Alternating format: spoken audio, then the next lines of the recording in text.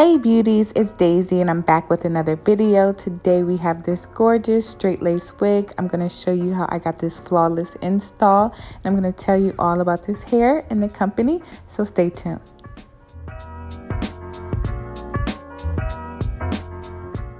So here is the packaging that the hair came in. You know, I always show you guys. I want you guys to get an idea of exactly what you will be purchasing. If you are going to purchase this wig, it comes with an adjustable strap, also a wig cap, and some information on the company.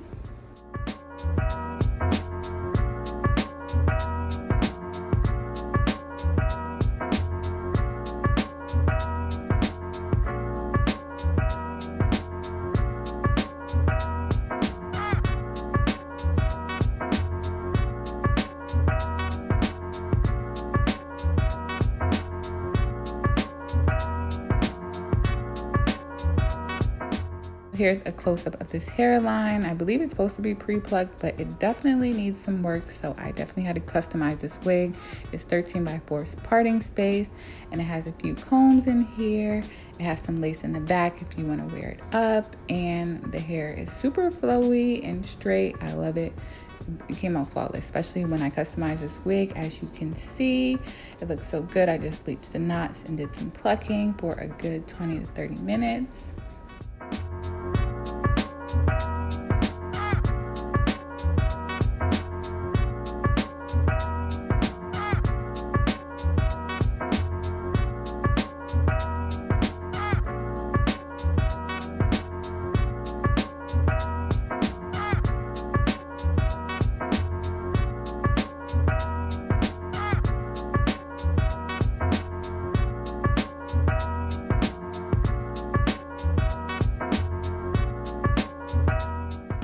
So now I'm going to cut off the lace. I'm just going to try to do some zigzag motion so I just don't have a straight line across the wig. That gives you a more flawless install.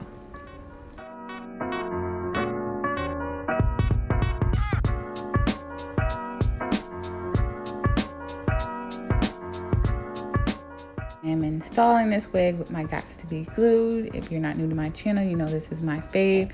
It's the best install, especially if you're just like switching wigs on the regular. If you're not, then use some stronger glue. I would suggest like Ghost Bond glue or try the Esha glue. But I don't really like harsh glues because they do leave like some white residue, and you gotta change your wig anyway, so it usually doesn't stay on that long. Because if you're like me, you definitely want to fix the hairline and you don't want any white marks. So, but Gots to Be Glued is perfect because once this glue dries and melts into the lace, it just looks super flawless. You may see some little marks around my hairline, which is fine, especially if you're doing it and you have some extra glue. It's fine. You just use a damp cloth, or I usually use like a paper towel and just wipe my forehead. And that's also why I don't have my makeup done before I install the wig. I feel like you get a more flawless install and a flawless hairline if you do your makeup after, because you don't want to do your makeup and then makeup mixed with glue is just a no-no, and it looks all cakey. It's not cute. It may look cute for these people on YouTube for a second, but in person it just looks clumpy and not natural.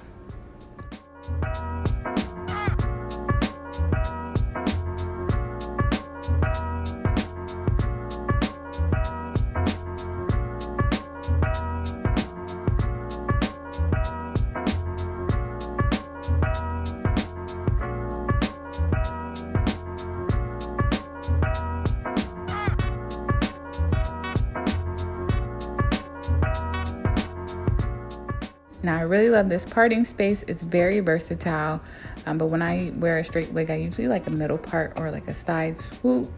So as you guys may have seen, I am doing a middle part, and I'm using this wax stick. I got this from Amazon. I think it's called beeswax. And I just place that all around the hairline and go in with my hot comb just so we can make sure that we don't have a hump in the middle part of your head. Like, that is not cute. Have you guys ever seen people wearing wigs and everything's just flawless and it's like sticking up in the middle? It's not cute at all, sis. That just means they did not have a hot comb. So if you have a wig, you need a hot comb.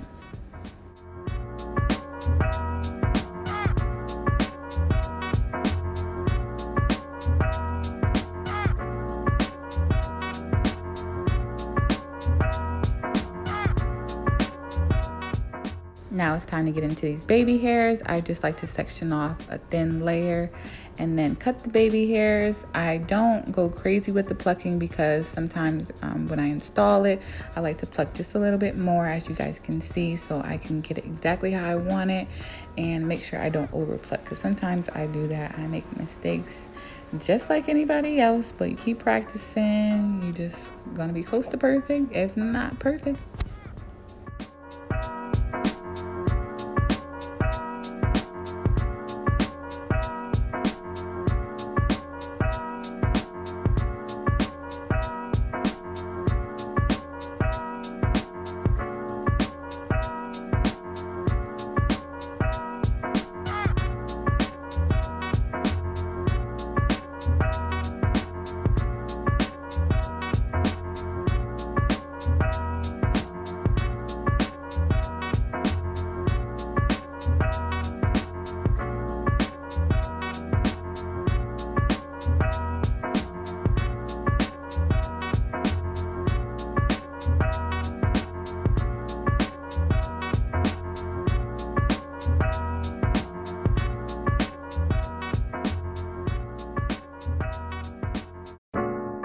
To style my baby hairs, I like to use some curling mousse, and I just do some swoops there.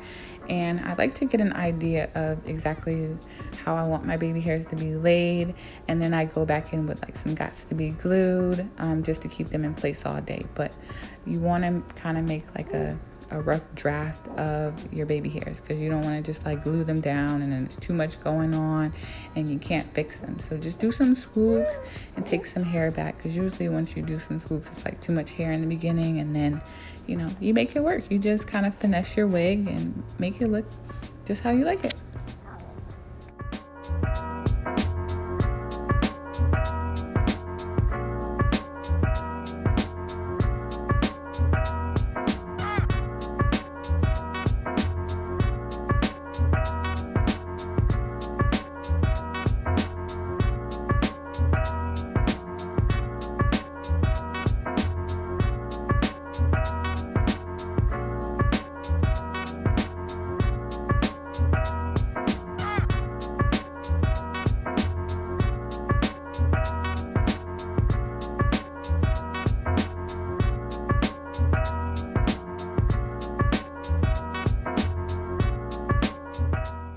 Finish up this wig, I'm just using some of my ColourPop foundation. I'm placing that in the parting space as well as on the lace.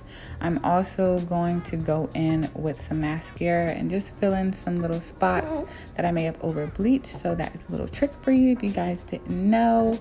I also go back in with like some semi-permanent hair dye, like a dark brown color, if I do over bleach or not, so you guys can do that as well. Every lace takes bleach differently. Sometimes it only takes me 10 minutes to bleach a wig, or sometimes it's like 30-45 minutes.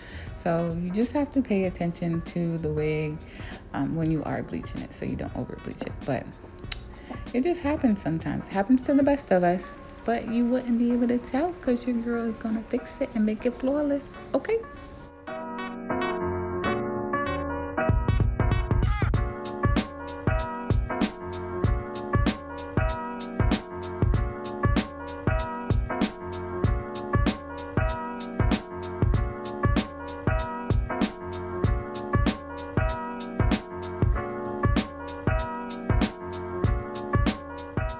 Here is the final look. Again, we have a 13x4 parting space wig, and this is 22 or 24 inches. I'm not exactly for sure off the top of my head, but I'm gonna have everything in the description box below about this hair. It's super full, super soft. It looks good. It's not too shiny, but it has a nice little luster, and these baby hairs are slayed. So hope you guys enjoyed this video. I want to thank Nadula Hair for sending me this gorgeous wig that your girl will be rocking on the regular.